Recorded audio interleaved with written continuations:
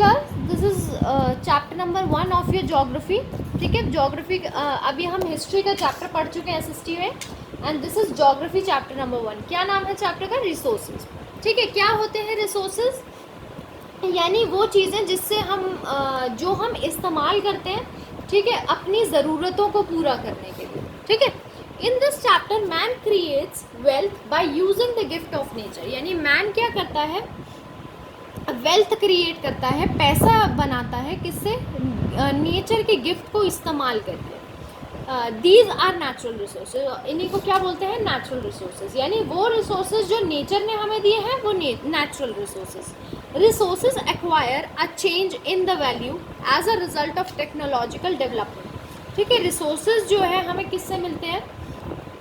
Change in value. ठीक है, हमारे क्या कहते हैं, वैल्यू में जो चेंज है as a result of technical development. Technical development से जो हमारे हम रिसोर्सेज को चेंज करते हैं और उनको वैल्यूएबल बनाते हैं। ठीक है, जैसे पेड़ है, पेड़ सिर्फ हमें लकड़ी दे सकता है, मगर हमने अपने आप से अपना दिमाग इस्तेमाल किया, रिसोर्सेज को चेंज किया और उसमें से पेपर बनाना शुरू किया या रबड़ बनाना शुरू किया।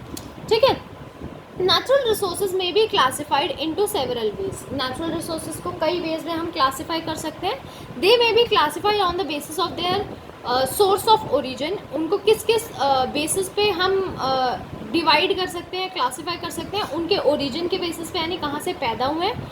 On their continued availability to serve the need of man, या किस चीज़ पे कि कितने टाइम तक हम ये अवेलेबल हैं, यानी ये हम हमारे पास मौजूद हैं ताकि मैन अपनी नीड को सर्व कर पाए, सेटिस्फाई कर पाए, यानी उसकी जो ज़रूरत है वो पूरा कर पाए।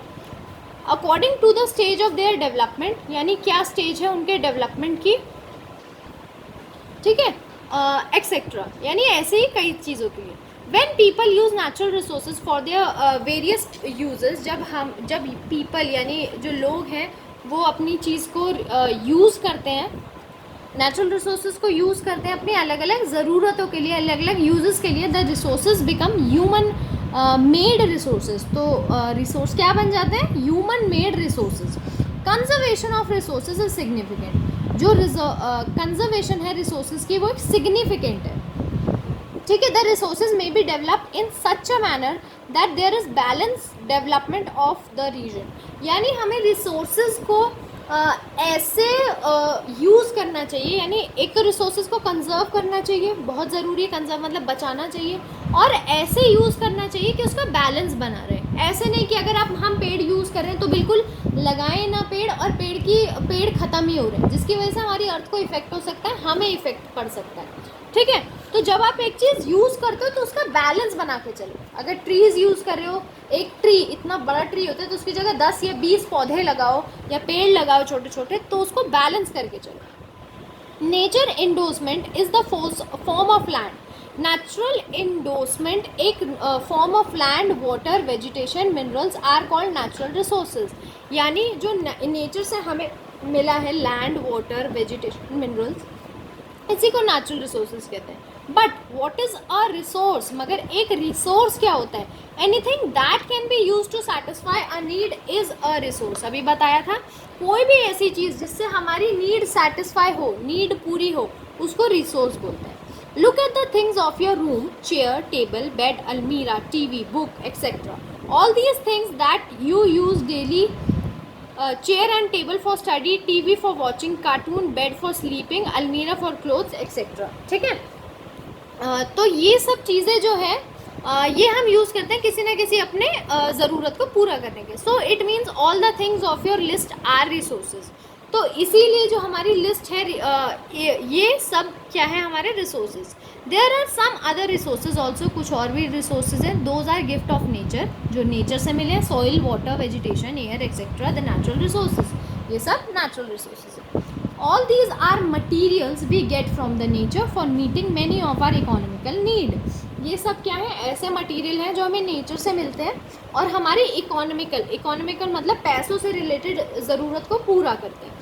The early human depend directly on the edible plants and animals. जो पुराने ज़माने के लोग थे वो सीधा ही प्लांट और एनिमल पर डेवलप थे। ऐसा नहीं कि वो चीज़ें कुछ काम करते थे फिर पैसा कमाते थे, नहीं, उनको जो चाहिए था पेड़ पे से तोड़ लेते थे, जानवर को मार के खा जाते थे। ठीक है, A community of food gatherers or hunters in the forest or of primitive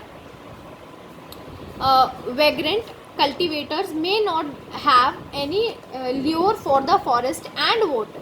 Thus, the natural wealth become actually important only when the possessors know how to use the fulfilling their needs. क्या हुआ, जो पहले की community थी, Hunter gatherers थे, उनके लिए बस प्लांट और एनिमल सिर्फ खाने की चीज़ थी, मगर असलियत में ये रिसोर्सेज कब हमारे लिए ज़रूरी हुए, जब हमें इनका सही इस्तेमाल करना आ गया, ठीक है, when they have the value, जब इनकी वैल्यू होने लगी कि क्यों लकड़ी का पेड़ से सिर्फ हम फल क्यों तोड़े, लकड़ी क्यों न ले, रबड़ क्यों न ले, इन्हीं रिसोर्सेज का यूज़ कर करके हमने कई सारी चीज़ें बनाई. Soil become useful when man uses it for various uses like agriculture, building houses, roads, mining, etc. तो सॉइल कब इस्तेमाल में आई, जब हमारे कई सारे यूजेस हम इससे करने लग गए, जैसे एग्रीकल्चर, घर बनाना, रोड बनाना, माइनिंग करना, तो सॉइल हमारे लिए और इम्पोर्टेंट हो गई. Soil now have the value attach to it. अब सॉइल की वैल्यू उसके साथ अटैच है. अगर हम एग्रीकल्चर ना करें या फिर मकान ना बनाए तो क्या मिट्टी की कोई कीमत है? नहीं है. यूज़ एट द रिसोर्सेज और it's utility give it a value, यानी किसी भी रिसोर्स का यूज़ और किस तरीके से हम उसको यूटिलाइज कर रहे हैं यानी इस्तेमाल कर रहे हैं, उसकी वैल्यू बताती है. All values can be of following kinds. कुछ इस तरीके की वैल्यूज़ हो सकती है. लीगल वैल्यू, इकोनॉमिकल यानी लीगल वैल्यू पैसों की, ठीक है, एस्थेटिक, एथिकल, ठीक है, जैसे कुछ पूजा पाठ करने वाले चीज़ें होती हैं, ठीक है, कुछ लीगल होती हैं कि ये तो चाहिए ही चाहिए, कुछ इकोनॉमिकल होती है कि ये हमारा व्यापार बढ़ाएगी, ऐसे.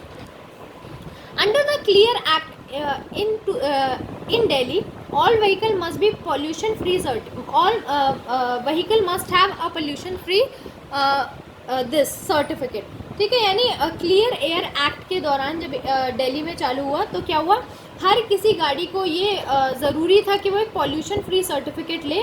This law provide a legal value to air, और इस तरीके से हमारे एयर को एक लीगल वैल्यू मिली, ठीक है.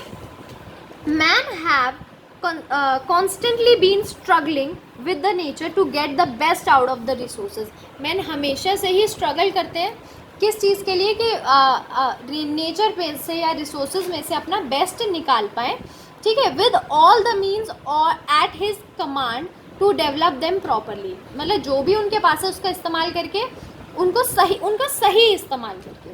So man mining has limited importance for the agriculture people, but it is central economical activity in the life of industrial development company. जैसे माइनिंग होता है, माइनिंग मतलब कि कुछ खोद कर निकालना, ठीक है. माइनिंग बहुत ही लिमिटेड सी इम्पोर्टेंस है उसकी एग्रीकल्चर में, मगर बहुत बड़ी इकोनॉमिकल है जब आप इंडस्ट्रियल डेवलपमेंट करते हैं कंट्री का.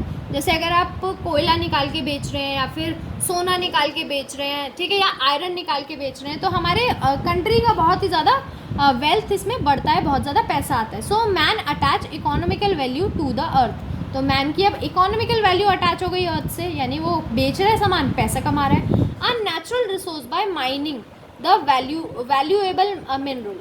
एक नेचुरल रिसोर्स को माइन करके हम एक वैल्यूएबल मिनरल निकाल रहे हैं.